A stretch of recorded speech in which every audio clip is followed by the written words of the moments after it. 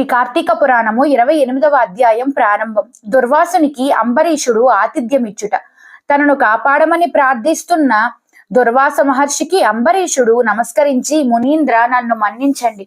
నా అతిథిగా మళ్ళీ మీరు నా ఇంటికి రావటం నాకు ఆనందదాయకం.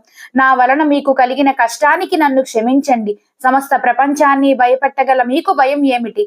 అకారణంగా నన్ను కాపాడటానికి వచ్చిన దయాస్వరూపులు మీరు. మీ పట్ల నాకు గల గౌరవంతోనే మీకు ఆతిథ్యం ఇవ్వడానికి ఆహ్వానం పలుకుతున్నాను. నా ఆతిథ్యాన్ని స్వీకరించి నన్ను, నా వంశాన్ని కృతార్థం చేయండి. మొట్టమొదట కోపంతో నన్ను శపించినా మళ్ళీ నా ఇంటికి విచ్చేశారు. నేను ధన్యుడనయ్యాను. మీ కారణంగా శ్రీ మహావిష్ణువును చూసే అదృష్టాన్ని, ఆయన అభిమానాన్ని పొందే భాగ్యమును పొందగలిగాను.